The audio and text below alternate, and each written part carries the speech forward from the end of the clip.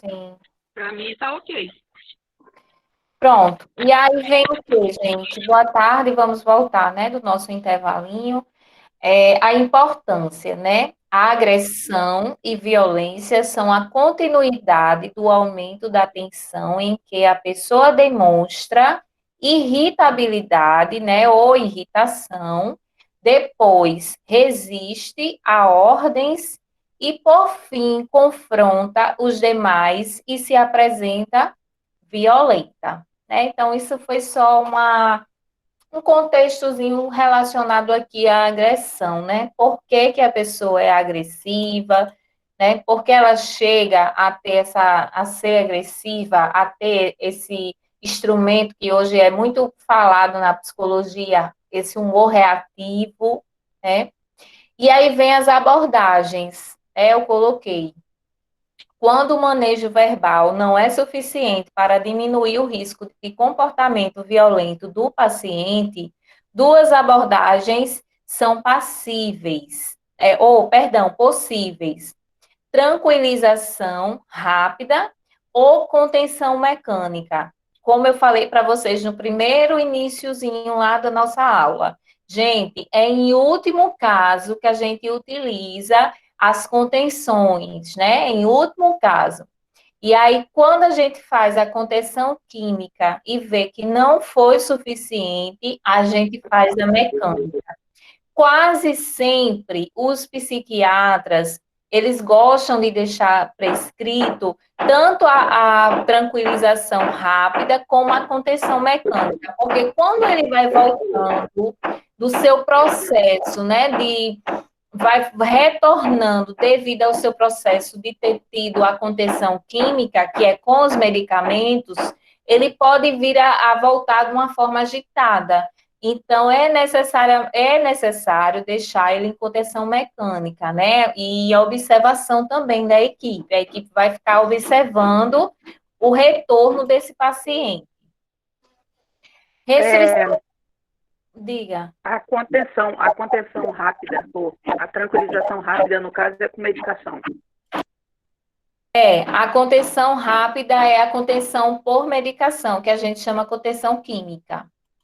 E aqui, Tá. nessa outra figura, chega a abrir outra coisa aqui.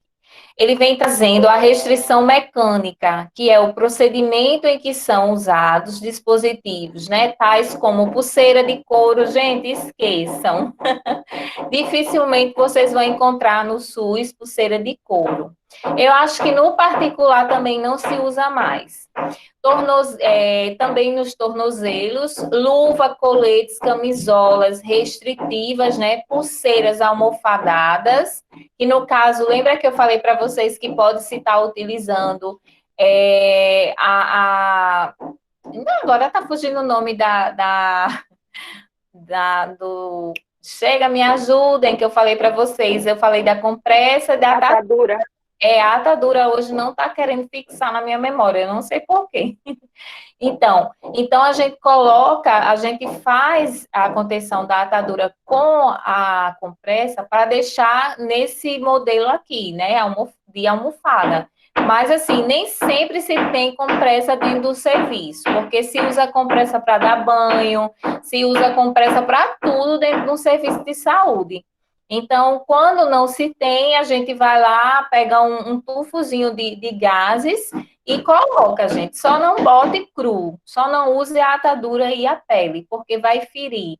Se for um idoso, geralmente ele está com a pele. A pele do idoso, ele é um pouco desidratada, é cheio de vasinhos, né? Então vai machucar. Então a gente tem que ter esse olhar, né? Esse olhar holístico que tanto as pessoas nos cobram, que tantas pessoas nos rotula, né? Então, vamos demonstrar algo diferente, vamos demonstrar que a gente tem respeito pelo outro, respeito pela dor do outro, né? Tudo isso, certo?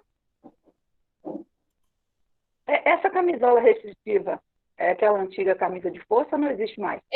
Não existe. Em alguns hospitais existe, não é muito usada, né? Dificilmente, a não ser que o paciente seja muito grande, seja aquele paciente imenso, né? Um paciente bem difícil da gente deixar contido apenas assim, no modelo que esse aqui está, aí se utiliza. Mas não é uma prática para a gente ver em qualquer lugar, entendeu? A restrição psicológica refere-se à intimidação ou ameaça verbal durante o atendimento, que resulta em comportamento de reclusão ou restrição de liberdade do paciente ou familiar. Gente, o paciente chegou, perdão, o familiar do paciente chegou e diz assim: eu posso ver o prontuário, a gente sabe que está dentro do artigo, se eu não estou enganada aqui, artigo 6. Depois eu olho e vejo e dou para vocês bem direitinho, mas se está lá dizendo que o prontuário, ele pode sim ser visto pelo familiar, é um direito, né, do paciente. O paciente pode autorizar, se ele estiver um coma induzido, né, entubado, e aí o familiar, ele pode responder pelo paciente. Então, é um direito, nunca neguem esse direito ao familiar. Então, isso também entra como uma violência psicológica, né, de você dizer que não pode mostrar, né? Ou então ameaçar, muitas vezes a gente vê coma, né? Na hora do banho, às vezes o profissional não está bem. E até vou dar uma dica, sabe? Se não estiver bem para trabalhar, eu acho melhor não ir. Troca com alguém, sei lá, vai fazendo as trocas, mas assim, não vá para um plantão se você não estiver bem, porque você vai fluir isso dentro do serviço. Você vai passar essas energias tanto para o paciente como para a equipe, né? Então, o interessante é, se não está bem, não vá trabalhar, troque o plantão, veja com um colega que está disponível. Professora, não tá aparecendo para mim o slide. Eu não quis atrapalhar aqui, para mim não está aparecendo, não. Eu achei que estava aparecendo para os outros. Não está aparecendo, não. Tá preto. Tá a tela bem preta.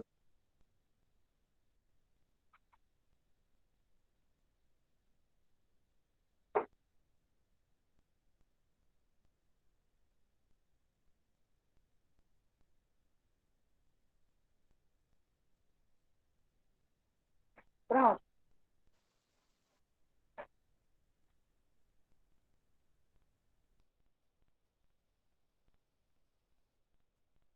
Voltou para vocês? Sim. Sim.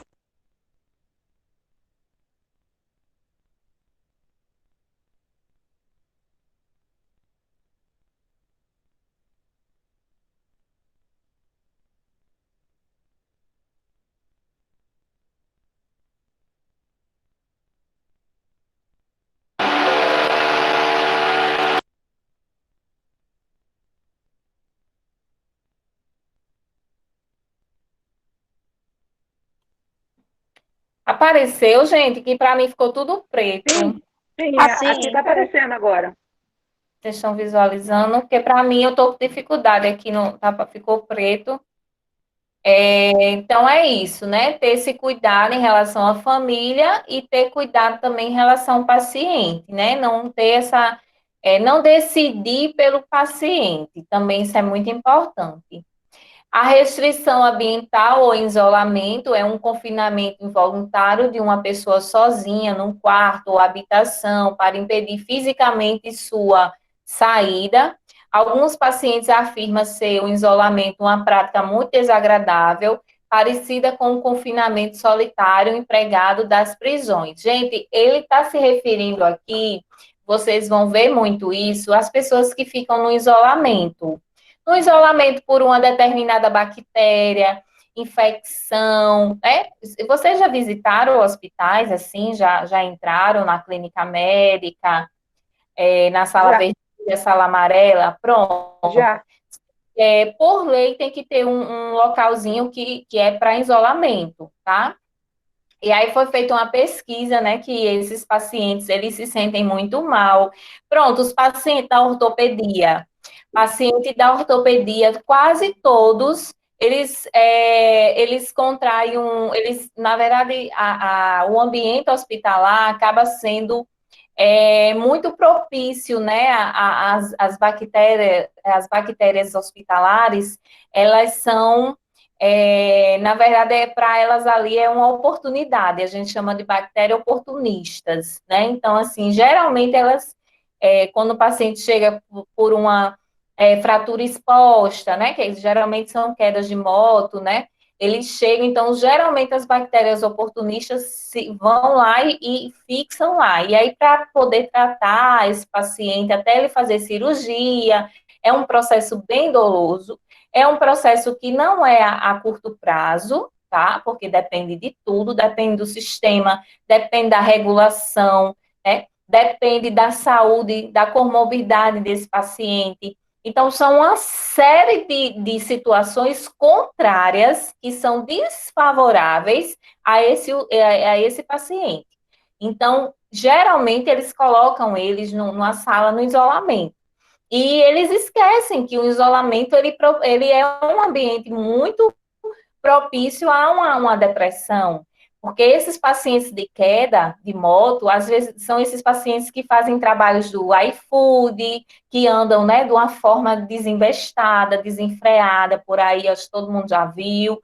Então, são pessoas na verdade, eu descobri, eu acho que quem vai atrás descobrem isso. Eles são motivados a correr, porque eles ganham por entregas, né? Então, muitos são pais de família, precisam realmente. Nada contra, tá, gente? Eu só estou colocando em situações de saúde, né? Então, esses pacientes que são proativos, que acabam, se deparam numa cama, né? Quebrou um fêmur, uma tíbia, que é muito comum, fratura exposta de tíbia. Então, eles acabam entrando em depressão, porque contrai uma bactéria, vai para o isolamento, passa um tempão tratando, só vem uma pessoa toda de capote, né? Muitas vezes ali nem conversa, né, com o paciente. Gente, qualquer procedimento que vocês forem executar, vocês conversem com o paciente de vocês, pelo amor de Deus. Não entrem, mudam e saiam, né? Porque assim, é muito ruim. Ele já está ali da forma que já está, e aí você entra, vou fazer aqui sua limpeza do curativo, pronto, nada mais, né? Não conversa, não cria um vínculo. Então, isso tudo, gente, contribui para o paciente ficar nesse estado, né? No estado de solitário, no estado que está numa prisão, né? Então, isso ocorre, né? Isso ocorre, não sou eu que estou inventando, vocês vão poder visualizar isso quando estiverem trabalhando, tá? E são os estudos que trazem, né? Trazem dessa forma e colocam dessa forma.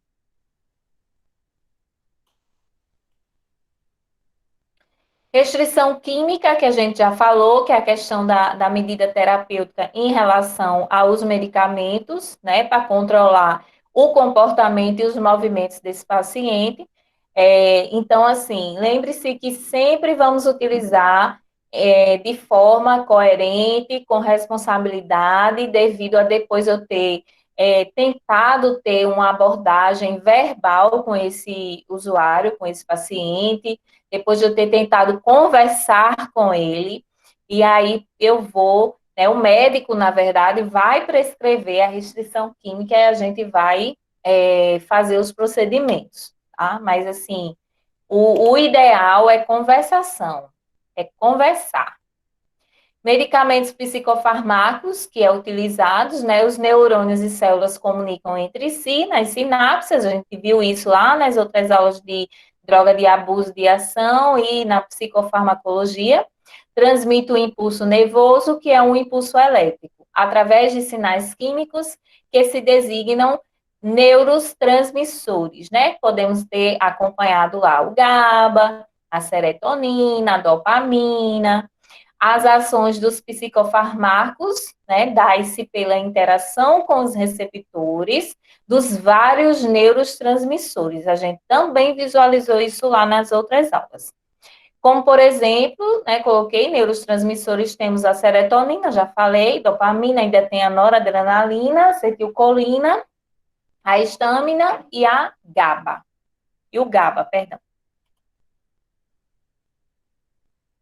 Ansiolíticos e hipnóticos, antidepressivos, antipsicóticos e os estabilizadores do humor, né? Vamos ver aqui. Aí nós temos os ansiolíticos, são medicamentos que controlam a ansiedade, né? Os hipnóticos são medicamentos cujo objetivo é a indução do sono. Os hipnóticos, a gente também tem aí os PANs da vida, né?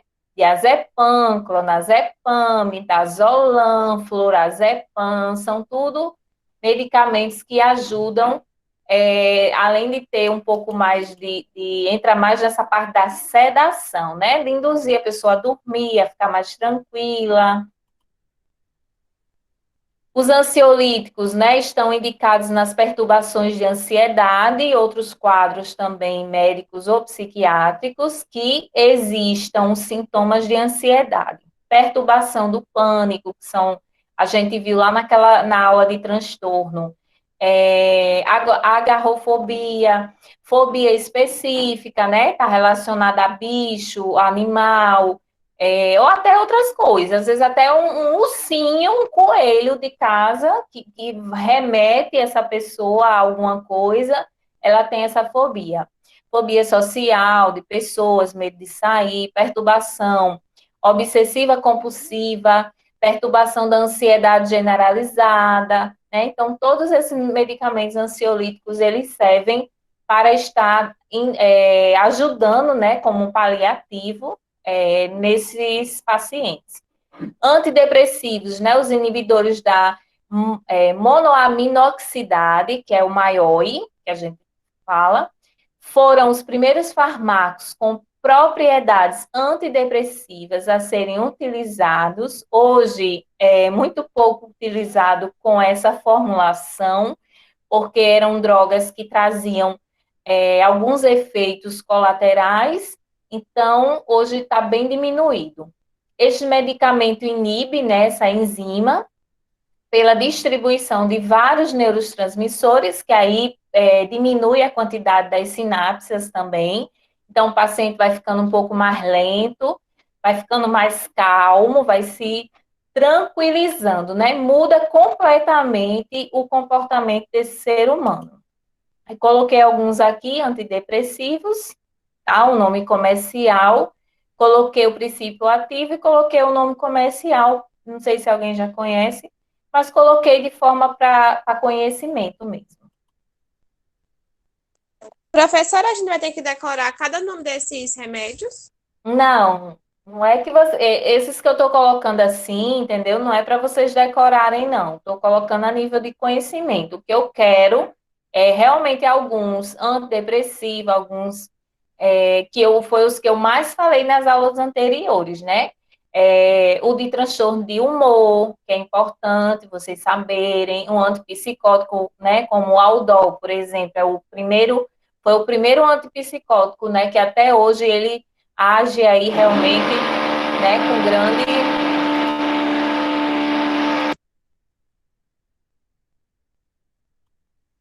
Gente, eu peço até desculpa, porque o rapaz lá de cima resolveu fazer um trabalho hoje, ele disse que não tinha como adiar, e eu também já estava em cima da hora.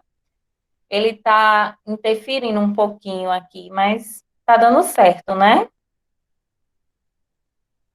Tá. Tá, professora.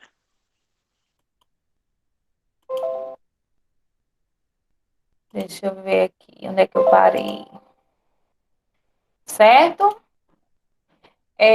Indicações, né? Perturbação de pânico, perturbação obsessiva compulsiva, bulimia nervosa, anorexia nervosa, estresse pós-traumático, perturbação de ansiedade generalizada, são indicações desses medicamentos. Professora, Oi. nesse material todinho que você está passando, porque está sendo muito, né, desde o início, para a prova, você vai poder nos ajudar, pelo menos com algum resumo? No dia, a prova está marcada para quarta-feira. Na segunda-feira eu vou fazer uma revisão. Aí a revisão vai ser baseada no que eu vou cobrar na prova. Entendeu? Vai ser quarta-feira que vem? Quarta-feira, dia 23. Certo. Viu? E também tem esses trabalhinhos. Hoje tem um questionáriozinho para vocês responderem, para a gente discutir na quarta. Eu sei, mas o que mais nos preocupa é a prova, né? É, mas não deveria ser só a prova, né? Eu me preocupo que vocês aprendam também, né? Pelo Não, menos porque tirem. esse questionário é mais fácil, porque você passa agora, daqui a pouco a gente já responde. E a prova já está vindo de semanas que a gente já vai poder fazer daqui uns dias. Entendeu o que eu quero dizer? Só Entendi. para trás no dia a dia, porque a gente tá, eu pelo menos estou tendo dificuldade. Em aula EAD, eu estou tendo, eu não vou mentir. Uhum, E trabalhos para mim não está sendo difícil, porque a gente termina a aula com você já vai logo fazer, ou seja, a mente está fresca, está tudo certinho. uhum. Mas como você Não, disse que mas olha, vai mas deixa eu te passar, a prova tá tão objetiva, eu não tô, eu só preciso passar o conteúdo, é um pouco, assim, eu entendo que é diferente de algo clínico, né, quando vocês visualizam a parte mais clínica e tal, é um pouco mais de leitura, né, um pouco mais introdutório, mas é porque é necessário, né, é uma disciplina de saúde mental onde a gente realmente vem por essas etapas, né, da fisiologia e tal. Como ela também é subjetiva, né? mas De como vez na em quando, segunda-feira você vai dar esse resumozinho, né, pra gente, ou seja, a hoje gente vocês têm aí questionários para fazer, eu estou sempre fazendo, né? Então, assim, quando eu for na segunda, eu vou fazer a revisão baseada só no que realmente pode vir a cair na prova. Então, assim, vai ficar mamão com açúcar. certo, mas então quando terminar a aula, já jogue já para a gente ficar assistindo também a noite todinha, sabe? Segunda e terça. Não deixa para colocar só na quarta-feira, não. A revisão, a Sim, revisão, professora, você não faz- diz? termine a revisão e já coloque para a gente ficar assistindo aqui, porque Ah, sempre quando a gente tá. faz aula, eu sempre Se fico eu não assistindo quando conseguir você. colocar no portal, se ainda tiver com dificuldade, eu boto lá no meu canal do YouTube. Aí vocês assistem lá. Por favor, professora, faz isso por Viu? nós. Cachorrinho latindo aí. É a minha filha. Tá bom, Ai, ó, obrigada, professora. nada, querida. Pronto, aí estabilizadores de humor, né? Como o lítio, que é um fundamental no transtorno da bipolaridade. Eu venho falando muito no lítio, né? O lítio, o aldol, o haloperidol, é porque a gente acaba abreviando, mas é haloperidol. E aí são medicamentos antigos, né, mas que têm a prevalência, né, no uso discriminado deles, assim, até os dias atuais, tá? Estabilizado. Aqui, esse slide acabou sendo repetido naquela aula que eu dei de drogas de ação, certo? Eu não vou nem me prender a eles, mas aqui são alguns estabilizadores de humor, para quem quiser ler, carbolítio, né? O carbamazepina, mas eles estão lá na outra aula também. Já tinha falado sobre eles. Antipsicótico, eu falei também lá nas drogas de abuso, são fármacos muito eficazes, né, no tratamento da esquizofrenia e de outras perturbações psicóticas, né? Estes medicamentos reduziram drasticamente o número de internamentos e permitiram a desinstitucionalização de muitos doentes, né? Isso foi o programa Volta para Casa, onde a instituição conseguiu tirar mais essas pessoas, né, desinstitucionalizar essas pessoas do serviço do hospital e fazer o caminho de volta para casa. Paciente esquizofrênico, ele sofre muito porque onde é uma área, né, de quem essa fala, onde ficou faltando, né, no seu cérebro as conexões corretas. As sinapses, elas ficaram. Eu não gosto de falar o termo que eles falam, né, que é defeito, tá? Não gosto muito porque dá a entender que essa pessoa é defeituosa. Mas é um termo que eles utilizam, né? Que essas sinapses, elas não são que nem uma pessoa comum, uma pessoa que não tem a patologia, não consegue se fazer, levar as informações, né, de forma rápida, e a pessoa consegue ter um raciocínio lógico, né? Então, a esquizofrenia, ela é basicamente isso, né? Então, alguns exames de imagem, exames, né, uma tomografia, uma TC de crânio, podem estar visualizando essa área do cérebro, né? Que é uma área que está com esse déficit, está mais acinzentado, como eles falam. Certo?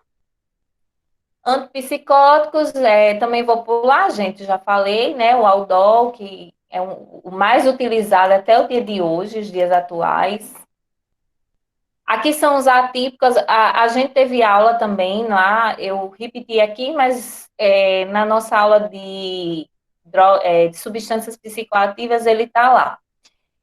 Os atípicos, lembrando que são drogas melhoradas, né? São drogas são medicamentos de segunda geração, onde traz menos efeito colateral para o paciente. Lá naquele esqueminha da dopamina que a gente estudou, né? Que eu fiz aquela revisão com vocês, que vai movimentar o senso comum, né, do comportamento, pensamento, não vai atuar em todos os sensos comuns, deixando o paciente gordo, né, engordando, não vai deixar o paciente tremendo, como eu tinha explicado naquela aula lá. Aí eu coloquei olanzapina, risperidona, são medicamentos de alto custo, que são caros, né, mas o João Machado, ele tem esse arsenal lá, mas aí tem aquela burocracia que eu já falei para vocês. Os eletroconvulsivoterapia, o ECT, como é mencionado, né, ele hoje não está muito utilizado, né, assim, eu desconheço. O que eu conheço são algumas clínicas que ainda trabalham com ele, com relação a uma dosagem pequena dos choques, né? Então, assim, hoje não é mais visto como antigamente, porque antigamente as pessoas que passavam pela ECT, elas tinham muito medo. A voltagem que era utilizada lá era muito alta. E sempre com os pacientes que tinham esquizofrenia catatônia, né? Que é uma esquizofrenia mais severa. É uma esquizofrenia onde ele tem um olhar fixo, desculpem, ele não interage muito, né? Então era utilizado depois que veio com muitos estudos, né? Vieram pesquisas e investimentos na tecnologia, ele se tornou algo nocivo. Ele faz bem, mas em pequenas quantidades, em pequenos estímulos, diferente da época, onde se ele fizesse algo de errado, ele se submeteria a essa intervenção terapêutica na cabeça deles, né? Na época deles, eles tratavam isso assim, mas de uma forma com punição também. Administrado um medicamento para relaxar os músculos do doente e outro para induzir o sono. Hoje se trabalha assim, mas antigamente não faziam dessa forma, né? A pessoa levava praticamente toda a carga era feita com a pessoa consciente.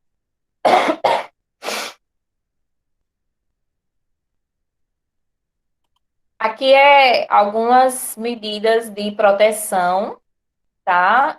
O protetor lingual e mandibular. Aqui é um médico fazendo na paciente, né? Ela tá acordada, mas é bem suave, é bem diferente da época. Muito suave mesmo.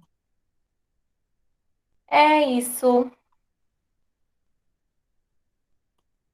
E aí, gente, deu para compreender hoje? Deu certo? Tem alguma Que, dúvida? que bom, né, que isso mudou, né? Aqueles choques horríveis que a gente vê nos filmes. É. Que bom que mudou. Porque, na verdade, ele é uma terapia complementar que é eficaz. O problema era e eu também não culpo a época, porque nós sabemos que a medicina, a ciência, a tecnologia é uma evolução. Então, na época, eles não tinham esse conhecimento profundo que tem hoje, né? Então, assim, eu nem culpo totalmente, porque eu sei que era precário para a visão deles na época, né?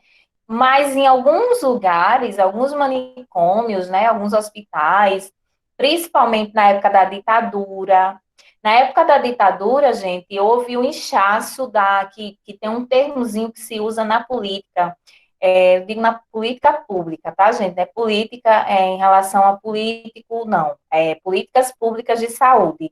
A indústria da loucura. Não sei se já ouviram falar, se já pagaram políticas.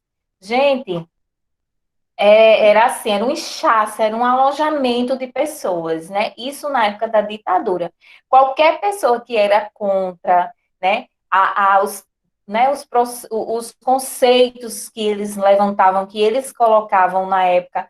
Então, o que que a rede privada fez? Ela se aproveitou dessa porta aí para ganhar em termos de capital. Então, elas faziam um favor, né, teoricamente, tirando essas pessoas das ruas, né, pessoas que faziam tumultos, né, então tudo isso veio a indústria na época que se forem pagar políticas de saúde, o professor deve falar para vocês, tá dentro do cronograma, então a gente tinha nessa época esse inchaço, né, de loucos, pessoas teoricamente loucas, mas tudo era numa visão mesmo de capitalismo, né? E um ajudava o outro, né? Então, você Professora, fez isso. Oi.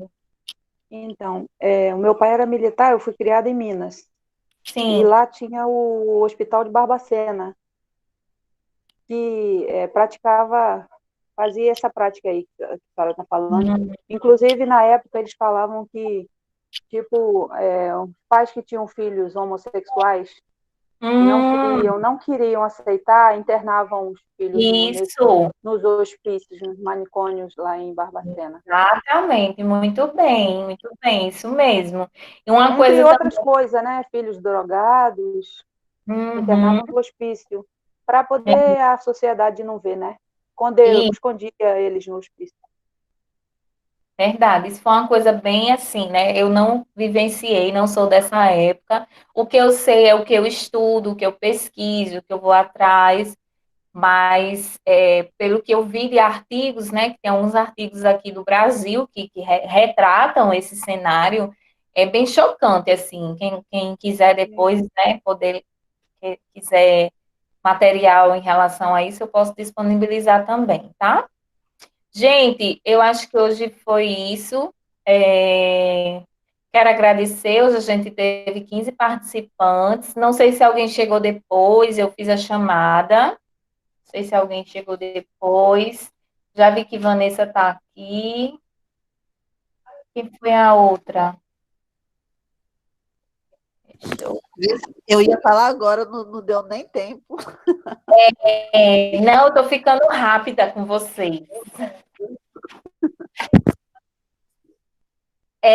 Sara, que eu fico aperreando, que ela eu Professora, esqueci. eu cheguei atrasada hoje. Fernanda. Eu estava procurando aqui também. Sara diz, a senhora toda vez esquece de mim. Sara, é porque eu tenho mais três Saras nas outras turmas. Interessante que o mês passado era a Bruna. Era tanta da Bruna, que tinha hora que eu não sabia mais nem qual era a Bruna. Mas é assim mesmo, gente. É porque, assim, quando é na sala de aula, a gente consegue se familiarizar melhor, né, com o aluno, assim, essa relação interpessoal, né? Quando é um pouco mais à distância, eu fico um pouco ainda, tenho dificuldade, porque tudo foi novo para nós, né? Foi novo para vocês, também foi novo para os professores, e aí acaba que a gente, eu pelo menos eu tive no início, eu fiquei com um pouquinho de dificuldade, que eu peguei três turmas diferentes e assuntos diferentes, aí acaba que eu fui me aprimorando, né? Mas agora já está bem tranquilo, graças a Deus. Estou tirando de letra já. Pronto, eu acho que só. Deixa eu passar aqui. Eu vou mostrar a vocês. Eu vou postar lá no grupo. Chega. Não sei se é esse. Deixa eu parar a apresentação. Eu acho que.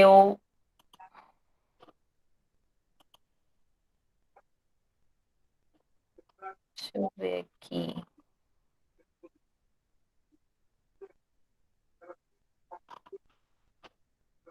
Queria mostrar a vocês, antes da gente se desligar aqui. Só, eu acho que eu.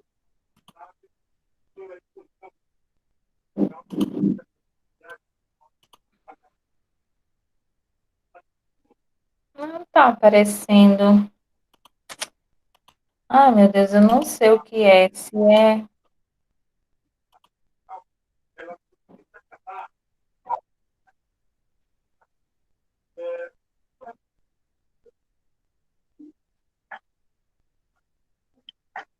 Só um instantinho, tá, gente? Que a gente vai encerrar. Só para ver se eu abro aqui.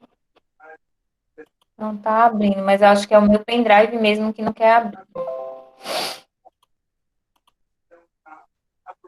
Pronto, eu já vou salvar aqui no e-mail, já vou enviar lá em PDF, porque aí vocês já fazem como atividade complementar, certo? Das nossas Aí a gente horas. discute na próxima aula, né? Não precisa enviar, não. Não, aí a gente discute na próxima aula, que hoje a gente já encerrou, tá certo? Tá bom. Só parar aqui a gravação. Alguém tem alguma dúvida, algum questionamento, alguma coisa, algo a acrescentar, alguma crítica, né? Às vezes a gente tem. Eu tenho, professora.